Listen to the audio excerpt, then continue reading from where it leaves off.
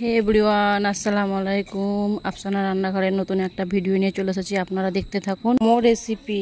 একটা বোল নিয়ে নিলাম, তাতে ময়দা দিয়ে দিলাম 2 কাপ, তাতে একটু লবণ দিয়ে দিলাম আর একটু তেল দিয়ে দিলাম, দিয়ে আমি এটাকে ময়ল দিয়ে নিলাম, দিয়ে এটাকে আমি একটু পানি দিয়ে ময়দাটাকে মেখে নিলাম, দিয়ে 20 মিনিটের মতন রেস্টে রেখে দিলাম।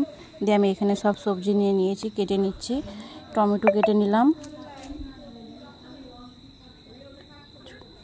ক্যাপসিকাম কেটে নিলাম, পেঁয়াজ কেটে নিলাম, কাঁচামরিচ কেটে নিলাম। এখানে আমি সব কিছু উপকরণ কেটে নিলাম। চিকেনটাকেও আমি কেটে নিলাম। সব কিছু আমার রেডি হয়ে গেল। আমি চলে যাব এবার। কড়াই বসে নিয়েছি, একটু তেল দিয়ে দিয়েছি, তাতে পেঁয়াজ দিয়ে দিলাম,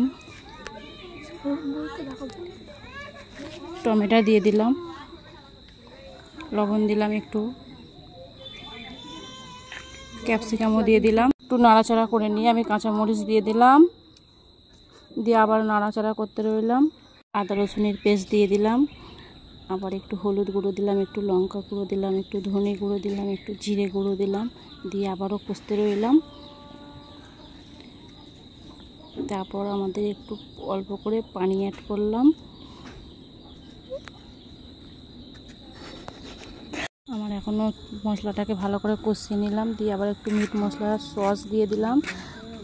এরপরে চিকেনটা দিয়ে দিলাম, তারপর আমি কষতে থাকলাম।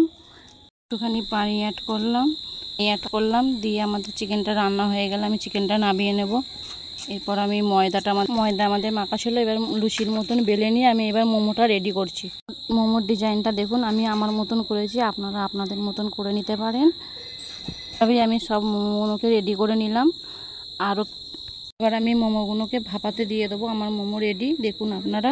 মোমোটাকে টেস্ট করে দেখব, দারুণ।